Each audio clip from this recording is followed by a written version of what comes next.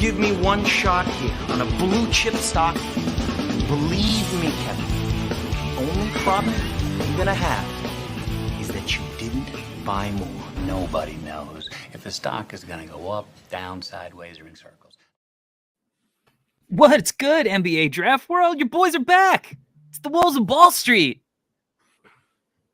Your boys from the Draft Deck NBA Draft Podcast. My name is Corey Tullaba, and I am here again, back-to-back episodes.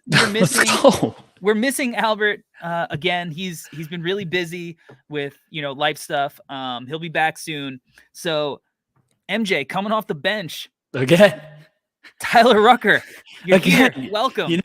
So good they had to do it twice. Albert's on the trading block officially. No, we're kidding, Albert. We missed you, but what better way to come back on the draft deck and talk some more draft with you? How are we doing, Corey? How are we feeling? Man, it's playoff basketball is in the air. We just we're doing a little home and home here. We just did the No Ceilings podcast, which was really fun. It's a great time of the year for basketball. It's going to go take us through these dull months, and then we're right into the draft, and it's summer league, and I mean it's just all sorts of great times to be a basketball fan. So I'm excited. I hope everybody's excited because we have an episode that may surprise some of our listeners, some of our viewers on the YouTube channel. We're going to cover Toledo guard Ryan Rollins today. Yes. Now, Ryan Rollins might be a name that some of you have never heard of, but you need to. Now, quickly, I'll go through. He's 19 right now. He'll be 19 on draft night. He is a sophomore guard. He's currently younger than Chet Holmgren, Ty Washington. He's 2 days older than Jaden Hardy.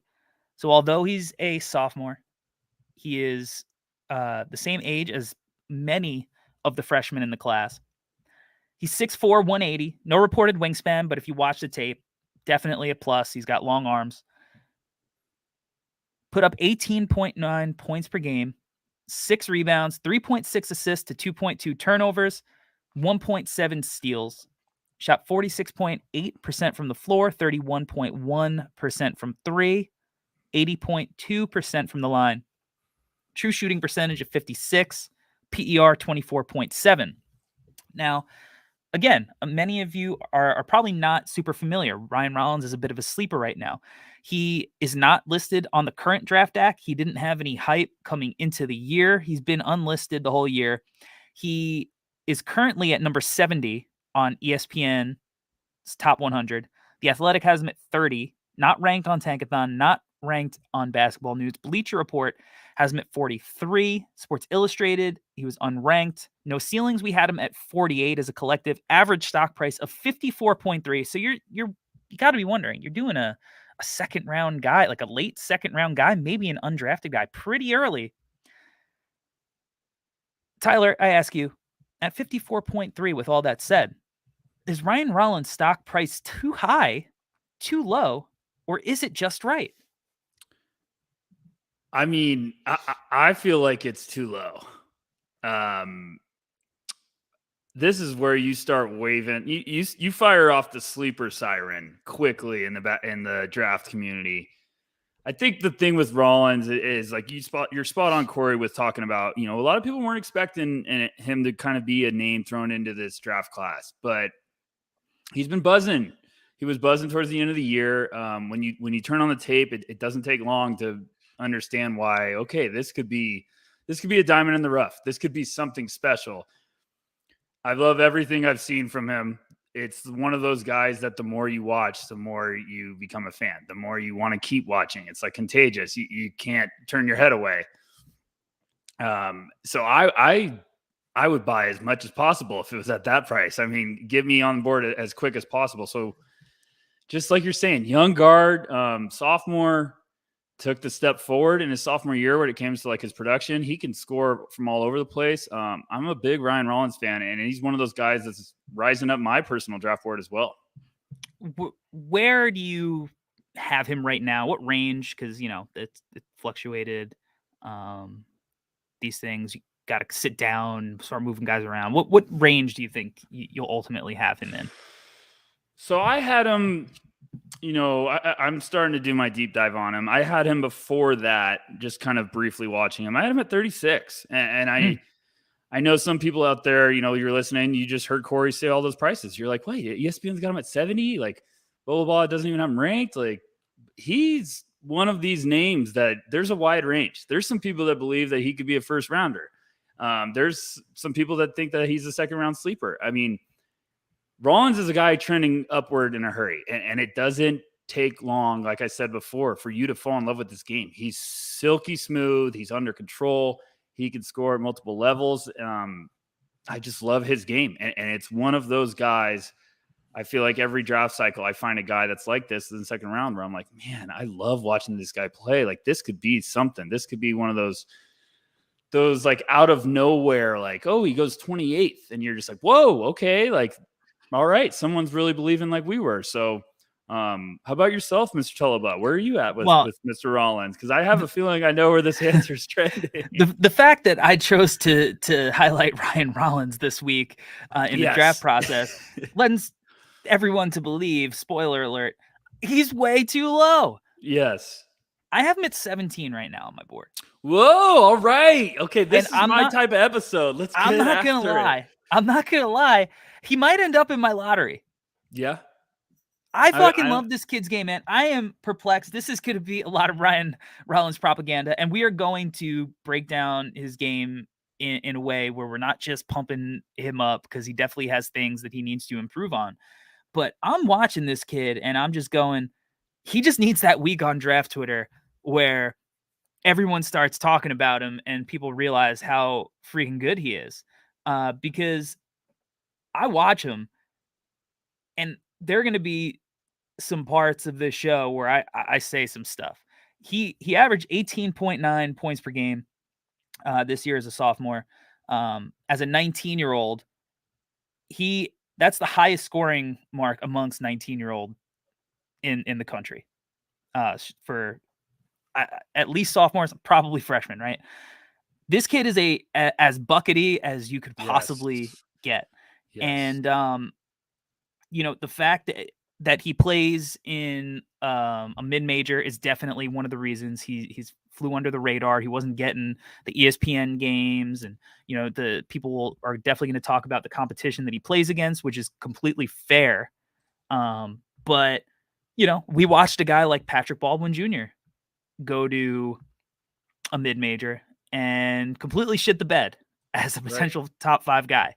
And Ryan Rollins had every bit the attention and from the scouting reports that a guy like Patrick Baldwin Jr. had this year, and the dude balled out. So it's way too low for me. And, I just can't see when we look back, like, because here's the thing.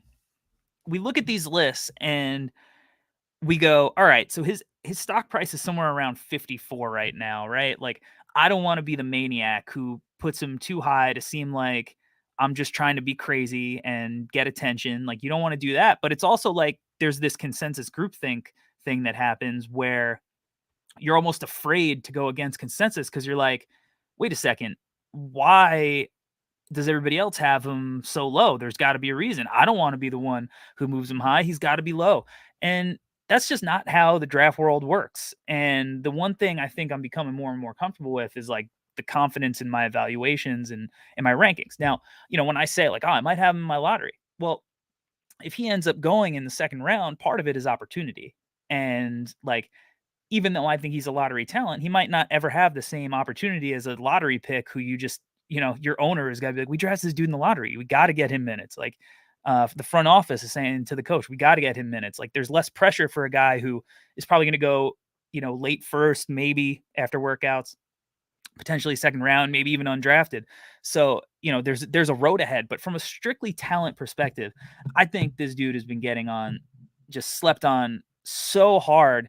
And I don't think there's a big difference between his skill set and the skill set of some of these lottery guards that we're talking about in this draft. And it sounds crazy, but like every time I watched him, I'm just like, oh yeah, no, I should feel confident in how I feel about this kid. Cause it's just something like there's a silky smoothness to his game that it just passes the eye test, and he's got the numbers to back it up. So I think he's got one of these games that it's like you put him in an NBA context and it might only get better. When you do this long enough, as like me and you have done it, when you're evaluating prospects and you get to a point where everyone gets nervous about going against the consensus, like you're saying, but there also gets to a point where when you put in the work, when you put in the time and you see a guy, you go all in. You say like, fuck it, I'm in. Like, let's go to war. I don't care if people have him ranked in the 45th part of their boards and I have him in the top 20. Like, I believe it. And, something I like to do when I'm watching guys and I'm like, now, I've been watching them all year, but now is where I get like, okay, full slate. Let's get real deep into it. And I started watching Rollins and prep for this episode. And what I like to do is I kind of like to throw a number in my head. Like, where would you take him right now? And right as I got into it, I was like, I'd take him the first. I was just like, I would take him in the first round. And then as you watch, I kind of like to go, okay, am I above or below that line? And when I watched him, I was like, what the fuck am I missing? Why is this guy not a first rounder? I was like, this dude can play. He is a bucket.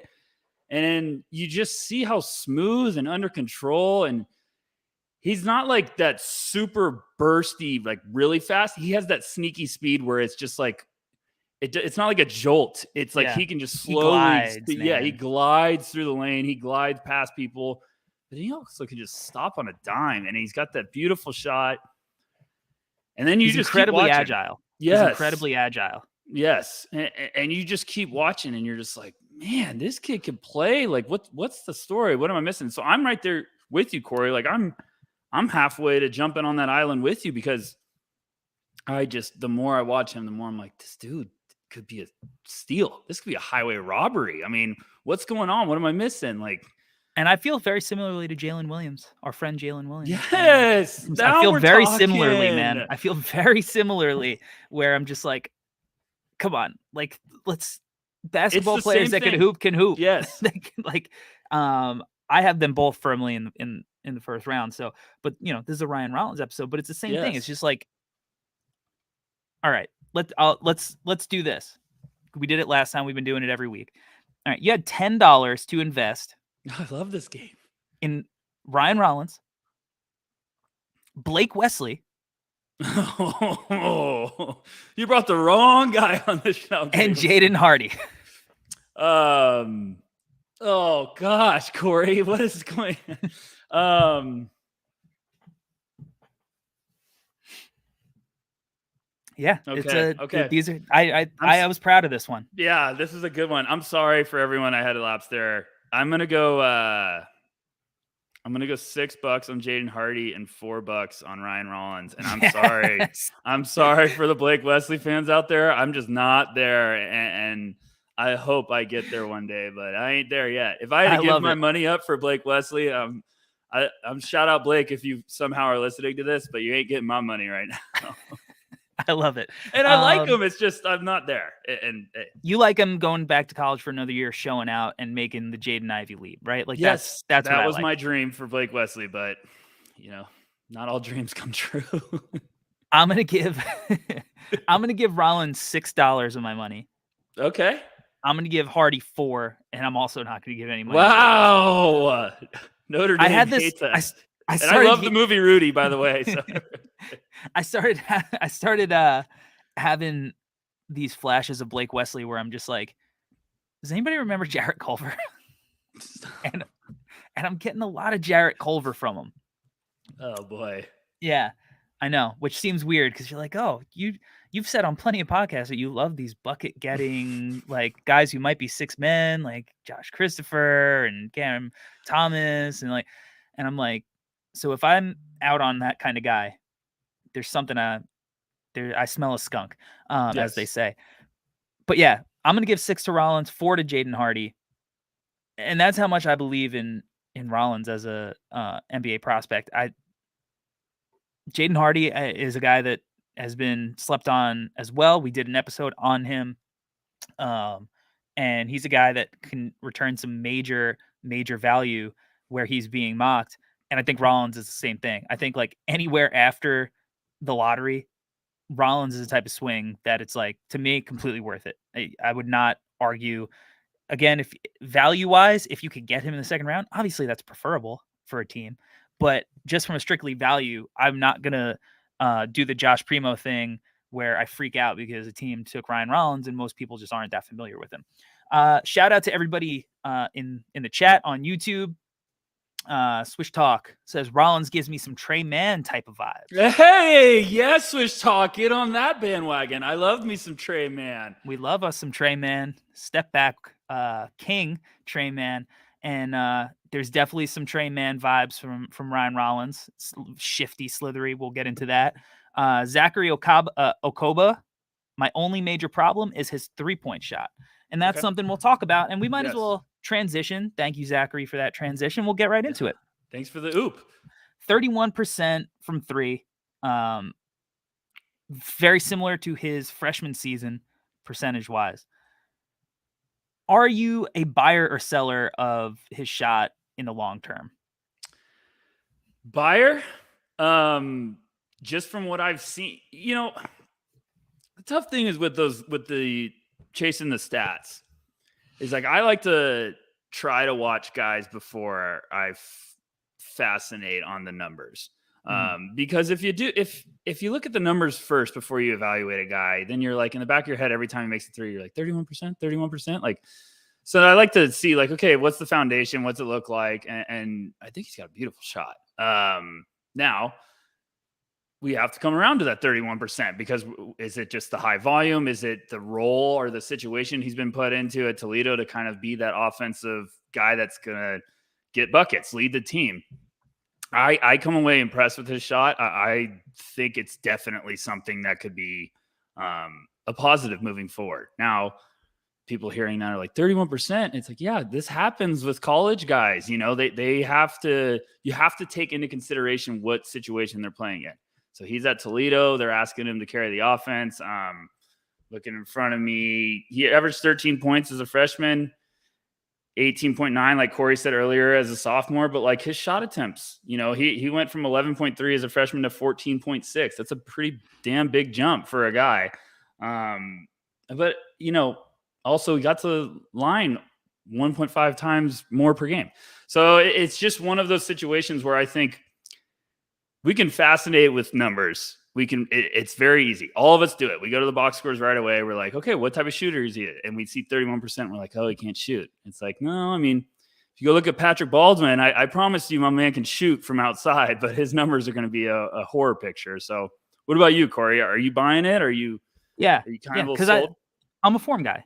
Yeah, I am too. I'm a form guy. I'm an eye test guy when it comes to shooting. And the 80, I'm not fully in the free throw shooting camp where like free throw translates. There's something to it for sure. I buy it in certain circumstances. I think this is a pretty good example of that. 80% from the free throw line this year on good volume. And the encouraging thing is like, it's the mid-range shot. Our friend in the comments, San Fran Fan 30, says, I'm not worried about his 3-point shot. I think right now his range is more the midi, but with time he'll stretch it out. And I feel the exact same way. That's a great point. 31%, I think part of that is due to the type of shots he takes. He's the number one option. He's taking a lot of tough shots. And I say that as a positive because, you need to be a tough shot maker as a number one option. And he does that. It's very similar to Johnny Davis in how I feel about his 3-point percentage, where I think the form is definitely workable in the long term. And he just was forced to take a lot of tough shots. Similarly to Johnny Davis. Dude is a smooth operator in the mid-range. It's clean. It's repeatable. Like, it looks smooth. You wouldn't look at his form and be like, this dude is going to be, building a brick house. According to our friends at Instat, he was in the 95th percentile in the mid-range. So, which is a big number. Yeah, that's a fantastic, very, very big number. Fantastic number. And when you watch it, like, it matches the eye test too, because the way that, this dude operates there, and this goes into the self-creation ability that he brings to the table, is freaking advanced, man. When I'm watching and when I'm scouting, and this is a tip for people that want to get into it and get better. You chunk things. Okay, so what that means is like you start looking for patterns that repeat itself, and obviously there are many kinds of scouting, right? Maybe you're scouting a team's plays, so you're trying to look for the similar actions, right? And you put that together, you clip it up, and you can put it all in one sequence, and then you learn different counters. If you're watching an individual player, you're starting to look for tendencies and different moves that look the same. Does the person continuously go to their right and never use their left? Are they always as a finisher, similar to Tari Eason? Are they always trying to get back to that right hand? Like Yes. all Yep. these things that you're looking for. What's their go-to move, right?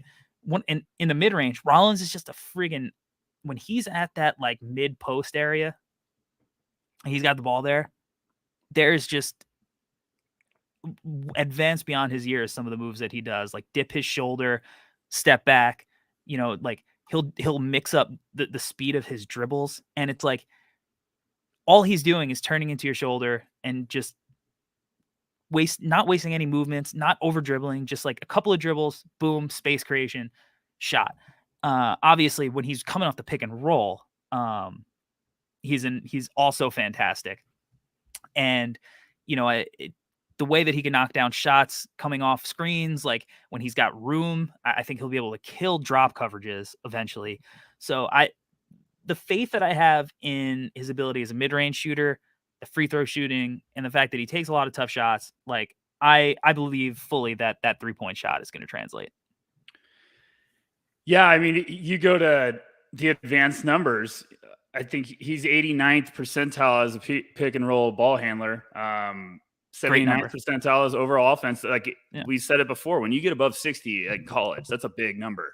So, I mean, 89th percentile as a pick and roll, where the NBA is primarily pick and roll, that's a humongous selling point. And going back to the 31%, I mean, his true shooting percentage, I know I'm getting a little shout out to the nerds out there with the analytics, is 55.9. That's a big jump compared to his field goal percentage at 46.8. No, excuse me. That was per 40. Yes, 46.8. Thank you very much, Tyler. But you compare that to Blake Wesley, and I'm not trying to crap on Blake Wesley. But Blake Wesley's true shooting percentage is 49.5. So, like, that's a big jump for Rollins compared to, I mean, and it's like you said, Corey, watching him in the mid-range, he's smooth enough to just lull a guy that's like trailing him on the side, and then he just stops. Literally, it's like the James Harden just stop on a dime, and he just, okay, give me the elbow every time. Like, rise up. It's smooth. It's beautiful. I think he's a patient, smart. Like, he just knows how to get guys like out of position and take advantage of it.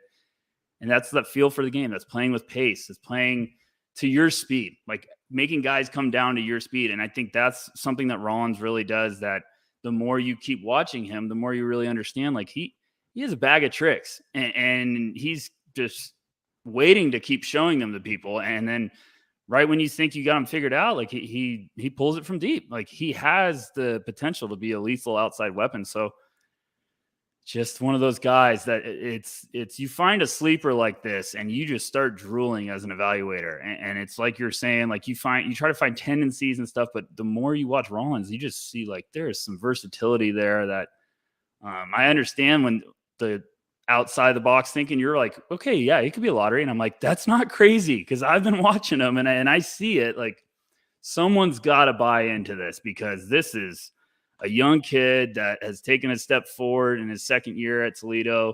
I'm a sucker for when guys like noticeably improve across the board, and I see it with Rollins. I'm very, very intrigued. Yeah, and look, this is not the most talented guard class that we've had. Right. But he might have the best handles in the whole class. Yeah. It's not a ridiculous statement. I know everyone's and that's where our friend Swish Talk says he gives the Trey Mann vibes. Like, Trey Mann's handle, he's got the ball on a string. Rollins the same way. Like, he has got the ball on a string, through the legs, behind the back, and he will hit you with a violent crossover when given the opportunity. And I'm gonna clip it up. I'll find it. There's one crossover that he had this year where he did the Allen Iverson he did on Jordan.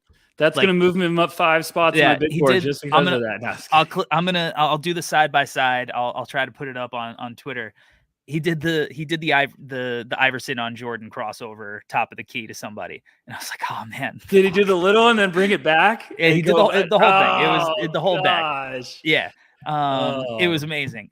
Now, granted, he was not crossing over Michael Jordan, so like the impact of the move, not nearly as exciting. But as a basketball nerd, you're like, when you see stuff like that, when you know that like this dude is watching film of a whole bunch of guys and taking things from their game, like that gets you really excited, because it's another thing that goes, man, this kid's probably a worker. Like he's diving into some deep film and he's like trying stuff and he's doing NBA things. So that was really something that I thought was really fun. What I'll be interested to see, because again, I buy the form and I buy the shooting, is like what his catch and shoot numbers ultimately look like in the NBA when he's also not like the primary shot creator and he's able to share that responsibility with other people and he's able to get cleaner looks off the catch. And I think that'll help him a lot too. Now, something that a lot of big time shot creators lack is knowing what to do when they don't have the ball in their hands. This is something that I was really impressed by with Jalen Green when I watched him. I always thought, and it's one of the things where, a little off topic, with some of these guys, sometimes it's really valuable to watch like the FIBA U19 stuff, or even younger than that, because these guys are playing with basically like, an all-star team of guys in their class. And you get to see them play in roles that they might not be comfortable with.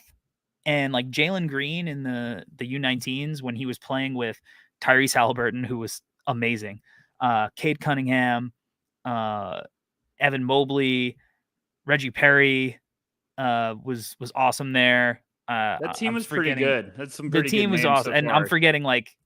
I'm forgetting everybody. I think Zaire Williams was on the team. Like it was like the whole class. Like, and Kyra Lewis was there. It was a really good team. And Jalen Green, I was like, this dude is an awesome cutter. Like he goes backdoor. He knows when to move. He times it well.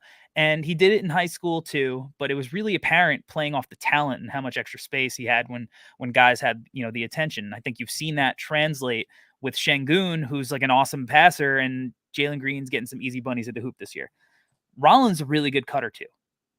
He doesn't have that same explosiveness that Jalen has. And I think when people try to knock him, people will say that his athleticism, he's a bad athlete.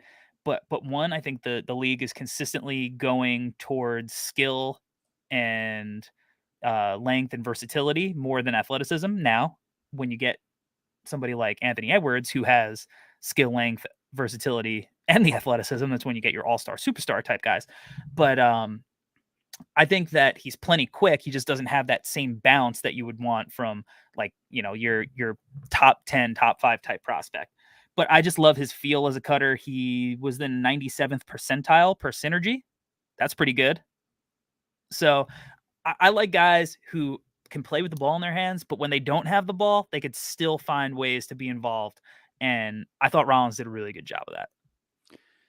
Yeah, the advanced number, it's always funny, like as an evaluator, when you watch guys and you're like, okay, they look like they can do a lot of stuff. Like, what am I missing? And then that's usually when I go to the advanced numbers, because I'm like, okay,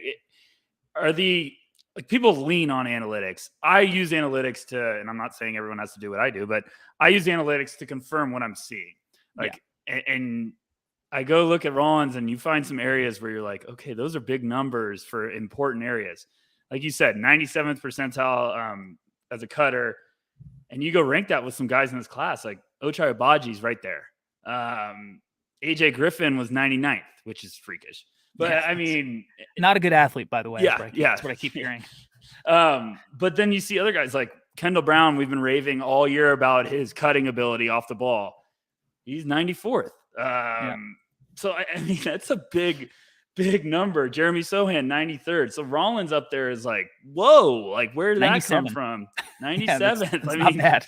That's not bad at all. So it's just one of these things I feel like NBA teams or evaluators, we always just get like nervous as like small school guys. And I'm like, if a dude's a bucket and he can play, the dude can play. Like, we don't need to be fascinating, like, oh, he's not going to Duke or North Carolina. It's like, if you can play and you have the potential to stick in the league, like, we should relish that. We shouldn't be penalizing you because you're playing at a smaller school. Like, Damian Lillard turned out pretty good, going to Weber State. CJ McCollum at Lehigh. Like, there's just these guys that, they have that bulldog mentality from not going to big schools. And Rollins, when he declared in the video interview with Shams, he mentioned that CJ McCollum's a guy he looks up to, and he wants to be that next guard from a mid-major who comes out and makes an impact. And if I think he's got a good a shot as anybody as from a strictly talent perspective. Let's go to the chat really quickly. San Fran Fan 30 again. He says he's currently 21 on my board, just behind Malachi Branham and just above Bryce McGowan's. Ben Darling responds with Branham top 5, which Rucker, I know that's getting your juices flowing. I love that take. But I'm telling you, like, this is the part of the year where that stuff's going to start happening. And I'm not saying it's Branham, I'm not saying it's Rollins, but those type of guys are going to happen. They're going to get some workouts. Like, Rollins might go to a workout and light the damn building on fire. And then you guys are going to come here and be like, well, you guys told us. And I'm like, yeah, the dude. We did. Dude's smooth. And he's a bucket. Branham, I love. I just did a deep dive on him, and I was like, oh, boy. I'm about to get crazy with the Branham love. So I get it, but I always believe NBA teams are going to drool over guards that can become offensive weapons. Rollins and Branham, they have that ability to be multi-level scorers. And I think Rollins is just that sleeper that didn't get enough buzz, like you're talking about, Corey. Didn't have the national spotlight all year playing at Toledo. He wasn't playing at Duke. He wasn't playing at Ohio State. That's always on TV. So it's just one of these guys that, we even hinted about Jalen Williams earlier. These are the guys that you fall in love with because those are the ones that sneak up into the late first round that you're like, yup, here we go. Like, someone's buying into the big picture. And look, the thing about the draft where, like, if you really feel a certain way about a prospect, like, go for it, is like, we're going to look at these boards. And, here on this podcast, we'd like to look at the consensus feeling on these guys and try to match it to what we're seeing on the film and whether we agree or disagree. But, like, consensus is always wrong. Yes. Like, it is. It's always wrong. Like, every year you're like, these are the top 5 guys. And then you get guys who don't pan out. And there's a myriad of reasons. It's, maybe they got hurt early. Maybe it's the play style didn't fit. Maybe they had a bunch of veterans in front of them. It could be any number, or maybe the talent, the evaluation was just wrong, right? Like, there's a number of reasons why guys don't hit. But, like, when you look back on drafts and you're like, oh, look, Gilbert Arenas in the second round. Whoa, that's crazy. What happened there? Draymond in the second round. What happened there? And that's not to say that Rollins is going to be a star on the level of a Gilbert Arenas or a Draymond, but, like, you look back and you're like, whoa, that's a really good player who got taken way too late. And you start going down the line and you're like, all right, 15 of these guys aren't in the NBA anymore. Right. So whatever the consensus feeling is, it's okay to feel otherwise, because chances are whatever the consensus is feeling in the moment is going to be wrong.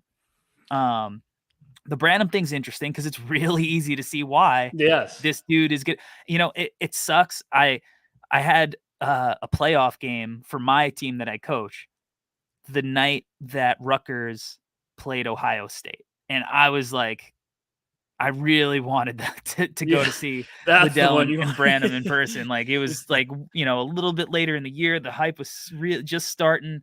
I really wanted to be behind the bench. So that was a bum out that I didn't get to see those dudes live. But Branham's a guy, we'll cover on this podcast very soon, because that dude's shot making is just tailor-made for playoff basketball. Yes, it and is. Another smooth operator. Let's talk about the passing from Rollins for a little bit, because a lot of these kind of guards, you're just like, all right, buckets, not great playmakers, right? Right. That's kind of the stereotype. 91st percentile per Instat. as a passer. You mentioned him in the pick and roll and what he could do both as a scorer and as a passer. Raw numbers, he was 3.6 assists to 2.2 turnovers, which is a pretty good assist to turnover ratio. I was pretty impressed going back because, I wrote about Ryan Rollins in February, earlier in the cycle for No Ceilings. And, one of the things that I wrote about with his passing was that, like, the really great passers, the Chris Pauls, the guys who just have this understanding of the game, they already made the plays before the play happened. Yes. In their mind. They are proactive playmakers. They know when they come off the screen that the corner guy is going to start cheating in and sinking to the hoop, and that that's where the play is going to break down, and that's where they're going to force the rotations, and that's where they're going to make the plays. And if this guy rotates here, the ball's got to go. Chris Paul knows all that. He knows every tendency ever. He's a proactive passer. Then, when you get into the paint and you got to improvise at the last second, that's the reactive stuff that the greats are also capable of being awesome at. And that's like the stuff that you see from like LaMelo Ball, where he's like, there's a loose ball and he goes and does a quick 2 dribble and then like flings it behind his back 45 feet for a fast break. Like just stuff that materializes out of nowhere. Rollins is much more of a reactive passer right now, I think. I agree. I think that you don't see a ton of like him coming off the screen and making the weak side hits, like those advanced reads, those next level reads that, the big time ball handlers need to make. But he does do a good job of making like split second decisions, reactionary decisions. And when he does draw the help, he is good at at least kicking it to, strong corner, to the wing, to a guy cutting. And in the pick and roll, I think he's a really, really talented hitting the roll, man. And I think the pace that he plays with, you really see it shine there, where, he'll do the little things where like he'll throw a little slight ball fake to get a guy to move, or he'll jump up in the air and just like hang there for a second. So the help jumps in the air and then his jump's all jumbled up and he can, hit his dive man. So I'm encouraged with him as a playmaker. And I think that's important because while he's not going to come in as this number one option where he gets the ball in his hands, he's going to be making plays like Josh Giddey next year. I do think that if he's in a role where he's like playing a little bit more off ball sometimes, he's going to get the ball, attack off second side reads, closeouts, stuff like that. And he'll be able to make those kind of plays when he's making the defense make decisions off quick actions like that. Yeah, I think some people think, just to be a good playmaker, you have to make like the flashy passes. And like you're saying, Corey, there's two sides of being a good passer. There's, reading the defense, but there's also reacting to the defense. And I think the reactionary like passing is a really slept on ability. Excuse me. Rollins, if you watch him on tape, because like you said with Chris Paul is a chess player. He's moving the chessboard around before he even wants to, like, before you even know what hit him, he's 2 moves ahead.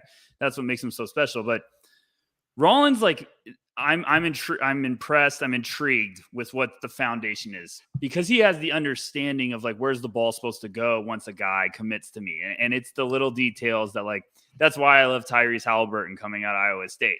Yeah, Halliburton knew, like threw a ball fake to get that pass open to the left. He understood how to play a move ahead, or how to do the little tiny things that would create that window. And I think Rollins isn't there yet with the advanced reads like you're saying, but there's plenty of promising examples where it's like a drive and kick. Like there was a number of times I was like, yep, good kick. Like he understood where to go. Yeah, it's not like a forcing it too much. He understands like, okay, someone collapsed on me. The help came from the other side. My guy's wide open in the corner, wide open 3. And that's where it was like, that won't get people freaking out, but that will get teams very intrigued, because they're like, he knows where to go with it. He's going to be a player that we could put on the court.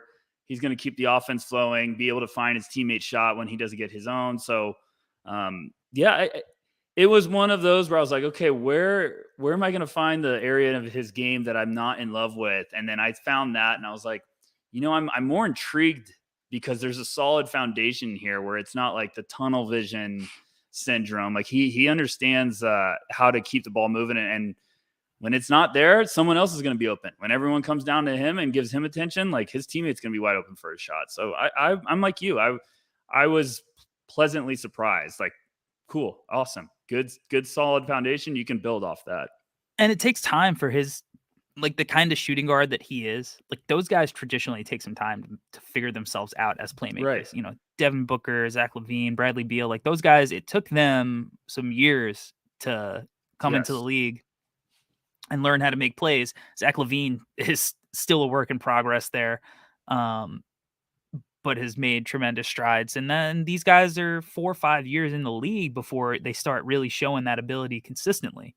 So, especially with how sophisticated NBA defenses are, like that's going to be a struggle for a guy like him coming in, who if he has the ball in his hands and he's making plays out of the pick and roll, like eventually those guys are going to step up. They're going to blitz him in the NBA. Like they're not just going to sit back and let him murder you in the mid range. You know, there's going to be adjustments that he'll have to make, and it'll start with, how do I make plays and take advantage of this? How do I leverage my scoring and turn that into some playmaking? So, but like I said, he's unselfish, and I think he's going to figure it out. He plays with a good pace. He's got the NBA kinesthetics, the smooth movement. So, as an offensive package, you know, yeah, I wish that he could jam it down on people like Jalen Green. You know, yeah, I wish that he had the innate passing of Josh Giddey, but like I wish that he could shoot the ball like Jabari Smith Jr., you know, but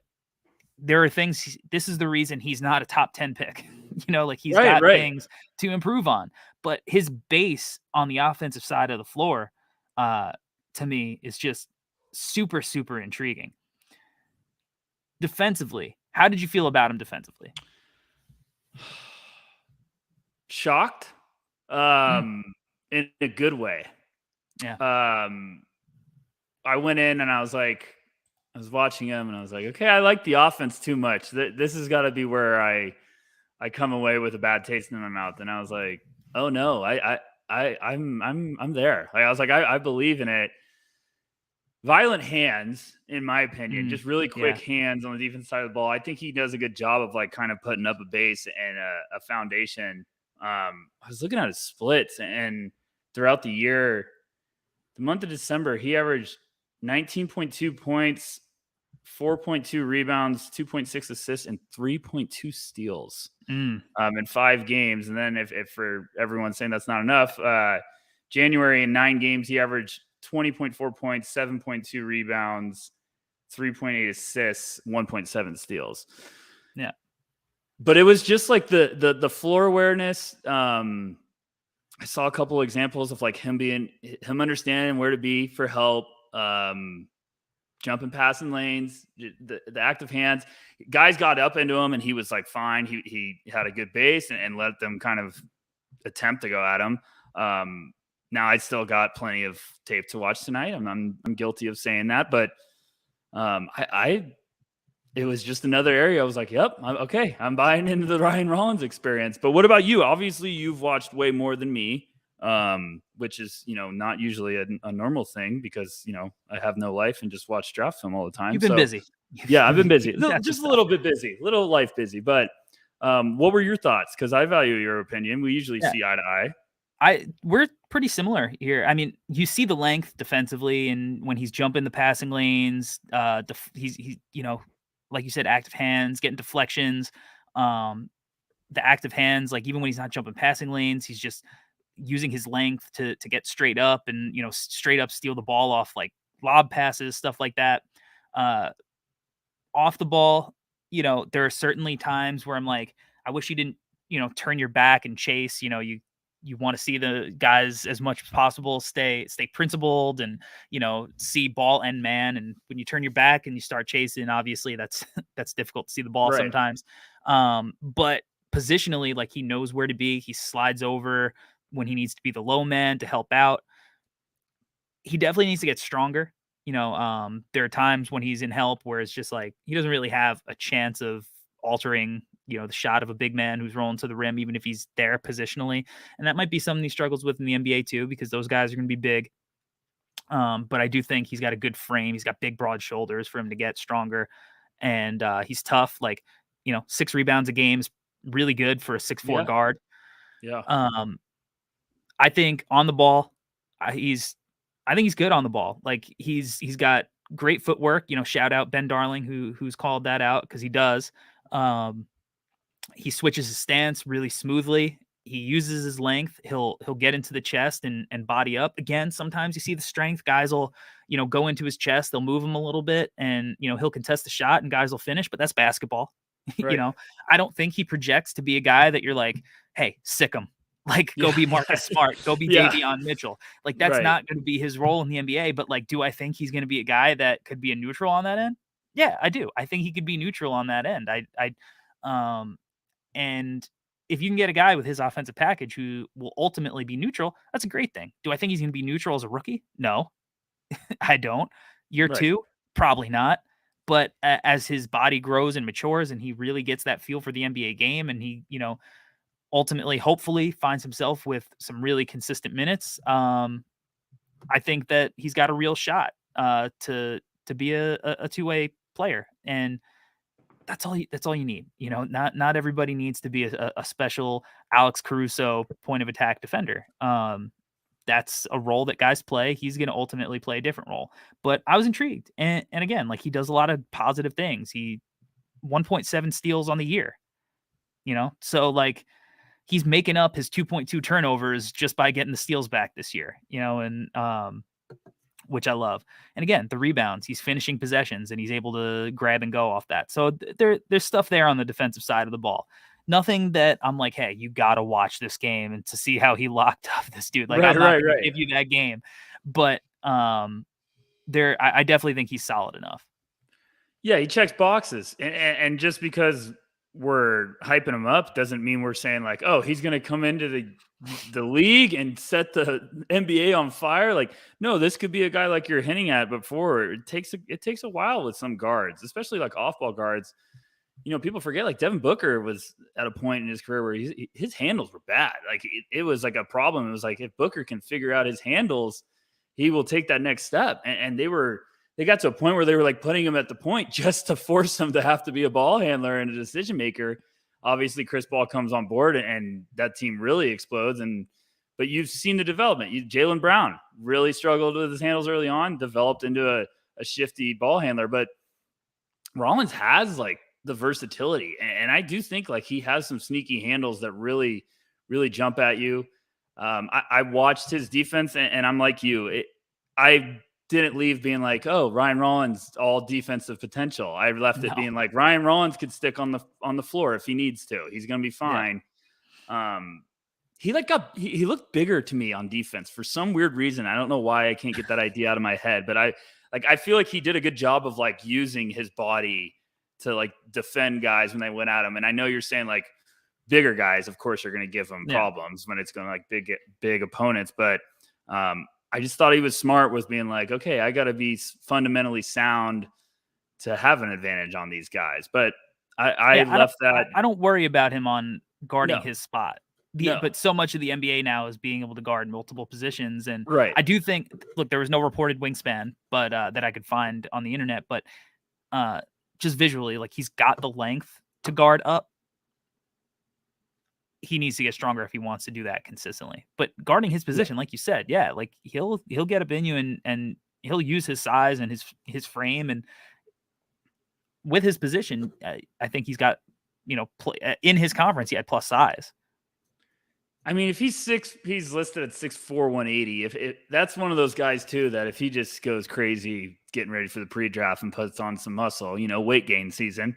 But if he can get his body up, 10 pounds of muscle, which always is the funniest statement. But if you can add to that frame and you get to that 6'4", 200 ballpark, that makes you a whole different type of animal. And he's not this guy that needs to be super quick to get by. If he can just get guys on his body and play with pace, he's going to be fine. So yeah, you got me drinking the Ryan Rollins Kool-Aid now, Corey. And that's what I'm trying to do. Ready to. Yeah, that's what you do. See what you do throughout this process. We see eye to eye on guys, and at the end, you're like, "Hey, you should watch this guy." So I'm not the only one on Crazy Island.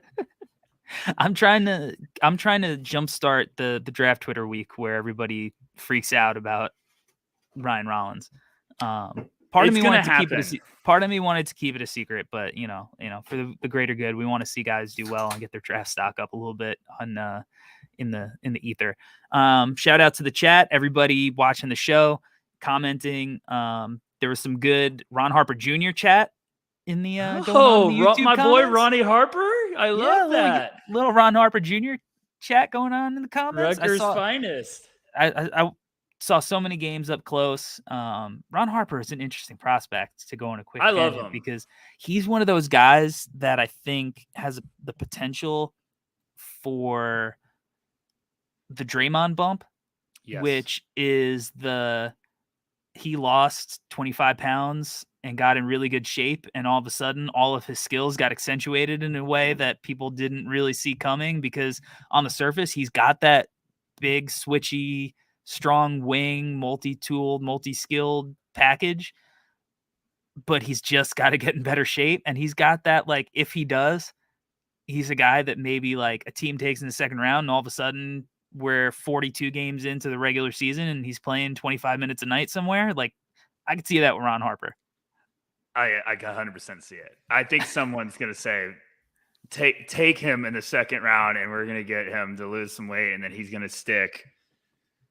That's the guy you want. It's like he's going to get to the camp and they're just going to be like, you're going to lose weight. And then once you do, you're going to be a valuable asset for us. But I mean, Ron Harper, I just love me some Ron Harper. I loved watching, his dad. His dad was a machine in the NBA Big defensively. time. And I love watching me some Ron Harper Jr. I mean, if he could stick and shoot the ball from outside and play great defense, yeah, they'll find a spot for him. But that's a guy too that goes to the summer league and lights the world on fire. Yeah, and earns a contract, or he goes to the G League and isn't there long. So I'm rooting for some Ron Harper Jr. to succeed. I've loved watching him at Rutgers.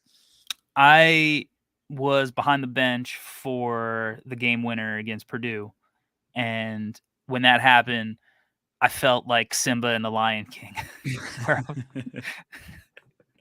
I was like, oh no, it's a stampede. I was like, I have to get out of here. Oh, you were saying that scene? That's bad. Yeah, no, I felt like Simba and the Lion King, where the stampede was coming, where the crowd just erupted and running to the court. And I was like, I need to get out of this arena before I get trampled by a bunch of crazy Jersons. So, and you look up, Ron Harper Jr. is just sprinting right at you. You're like, oh, gosh.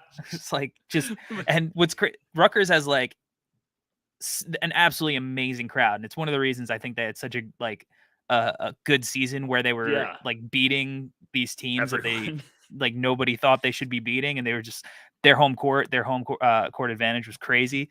And from like so I would always sit in like the seats where I'm sitting next to coach's wife or like big time donor or whatever. Yeah. And so it's like crazy 65-year-old retired alumni to like the drunken student section, and they're all the same personality. It's just like all rowdy people from New Jersey. And it was just frightening after he hit that shot and needed to get out of there. But he had some big moments. Let's move on, get back to Ryan Rollins. Are there any teams that you have in mind for Mr. Rollins that you think would give him the best ROI? Because I got a few. If we're talking first round, Dallas. Are we Dallas. talking first round? Okay, Dallas. If we're talking first round, Dallas at 26 is a team I'm eyeing. Yeah, I think spark plug, self creator. Who knows what's happening with Jalen Brunson? That could be a team that interests me a little bit. A little offense. You see maybe there's some Spencer Dinwiddie-ishness to him in that regard offensively. That intrigues me. We're talking second round. Indiana at 31 gets me a little bit interesting. That's a little interesting for sure. That's a good That's a good spot. I'm Orlando needs another guard, so maybe Orlando. I mean, I hate to say it about every single player, but Sam, this is a Sam's Presti special. Obviously, even like if he's a guard. OKC, you always have to put in the mix for basically any prospect ever. You know I who thought I like? Detroit at 46. Little Cade Ryan Rollins mix could be intriguing. Why not Portland at 36? Portland's interesting. Dame and him could be like buddies and be like, yeah, small school boys, bucket Anthony getters. Simons, small school IMG Academy. Small school. But I mean, like, New York at 42. Why not? Yep. New York would be good. I love Minnesota. Maybe Portland East with the Cavs at 39. A little Darius Garland, Ryan Rollins backcourt. Who knows what's going to go on with Colin Sexton? They definitely needed another shot creator in their playing games. That could be interesting. He fits a whole bunch of places. The chat. Ben Darling and Swish Talk, they're big on the Grizzlies. Fits their culture. I think he'd be good with the Grizzlies. When we were doing the No Ceilings pod on the playoffs, we mentioned how the Grizzlies, like, they need like another self-creation guy. Like Bane was a big story. They have Dylan Brooks, but they need like another possible guy who can go get a bucket besides Ja from the perimeter. So that's also another interesting team for him. Yeah, Memphis is the type of team that would take it. I mean, they took my boy Santi Aldama in the first round last year, right? And I love Santi, but I was just that was one of those like, whoa, what? Like, really? Somebody who, and I loved watching him. I was like, this guy could play. And then they took him. I was like, oh my gosh, they did it. Who's running for draft players? One of my like favorite people that like will be in the know and like know stuff. When that happened, just texted me. That was weird. Like that was it. I think I got the same story for me. I think I got like a what the fuck? Did that just happen? Like it was like, hey, we should meet up after the draft. Also, that was weird, right? And like that was it. That was the whole conversation. But I mean, yeah, but that's the type of thing. Like if you believe in your guy, take him where you believe him, right? Yes. That's the whole argument that we're making for Rollins as a first round guy right now. Like if we see him as a first round talent, his draft stock ultimately on the internet is 54. That's a back end second round guy. Those guys aren't guaranteed to get drafted. This draft only has 58 picks. It's a really weak guard class. It is a really weak guard class. And I hate saying it but you watch it and I think there is room. There is an area in this draft that someone could take advantage of that. Rollins could be a guy. We talked about Jalen Williams earlier. He could be a guy. Like, yes. Look what Golden State just got from Jordan Poole by being patient. This is exactly the same situation where some team might be like, hey, let's take this guy. Like, he has the potential to be a really serious weapon for us, and let's just groom him. Like, we're believing in his upside. He's young. He's shown the ability to be a multi-level scorer. Like, he's a hooper. And that's what I'm saying. Like, it could be happening. So I believe it. I could see Ryan Rollins getting up there. I'm drinking the Kool-Aid. I promise you, Corey. You got me on that wagon already. That was my whole goal. Yeah.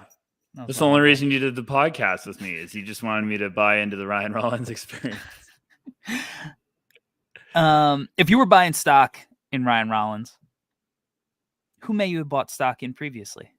Oh gosh, you did this to me earlier. Look, wait, is this the pro? This is the comp thing. This is the comp thing. I hate comps. You know this. I know, but it's a segment in the show. I know, but I'm sorry, everyone listening, because I hate comps. Ryan Rollins, 6'4". I'm contractually obligated to do this segment. I'm not. I mean, I said Jordan Poole. Yeah. But that's not really who I'm thinking. I'll give you mine. Yeah, help me out a little bit. I feel like he's guard Brandon Ingram. What? But Yeah. Brandon Ingram didn't really eat at college. Yeah. They're long, they're lean, they're skilled, they're kind of shifty. There's something about the way Brandon Ingram and Ryan Rollins move that on the floor that I feel there's a little similarity.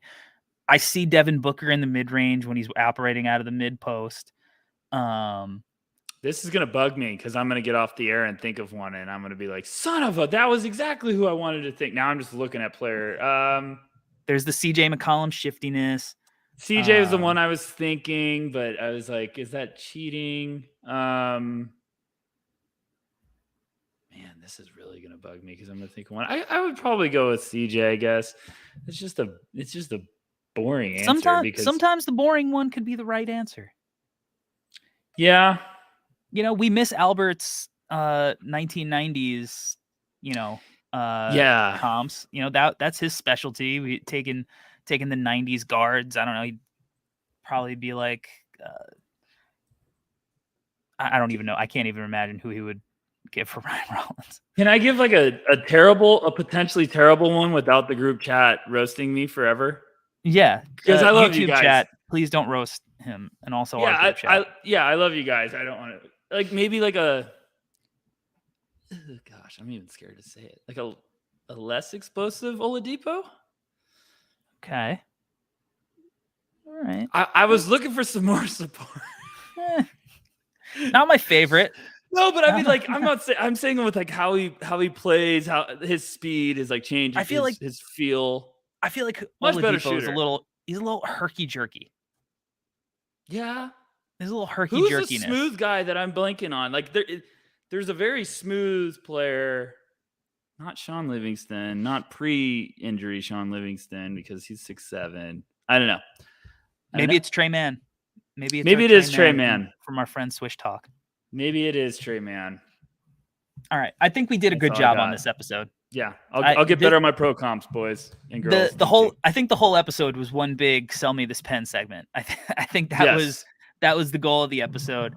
I've been wanting to do this episode for a long time, and I was really just putting it off as long as I possibly could because every time I watch it, I just keep coming back to his game, and I keep leaving more and more impressed every time I watch him. He's a guy who isn't getting the love I think he deserves, and I'm glad we had this conversation. We talked it through. I'm glad. Thank you to everybody in the chat for participating in the episode, and thank you to everybody who was listening on Spotify, Apple, or wherever you listen to your podcast. I appreciate it. This was a lot of fun. Rucker, tell the people where they could find you on the World Wide Web. I'm at noceilingsnba.com, just like Corey. We're pumping out some good stuff. I'm excited for what we've got going on for little projects for YouTube. So that's going to be fun. And then on Twitter, you can follow me at backcourtv, or my personal one is Tyler_Rucker. They're both basically my personal ones, so I don't know really why I just said that. But thank you guys for watching. And Corey, thanks for having me on as always. I hope Albert keeps staying away so I can just keep doing more of these and talk some draft guys with you. But shout out to everyone in the chat. I love the questions. They're always a blast. Yeah, definitely make sure you are subscribed to No Ceilings TV on YouTube because we have got a fun show coming out April 25th. That we're hoping to do weekly. We're really excited about Rucker and I. I have this week, I'm going to see a couple of guys work out. So should have some footage on the Twitter. Think I'm going to write about them coming up. So that's going to be fun. So make sure you're locked in on the Twitter at Corey Tullaba, at No Ceilings NBA.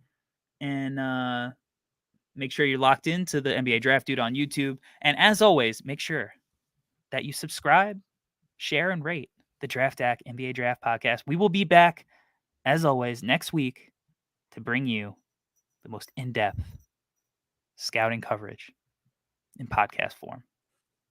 Until that time, we out, y'all. Peace.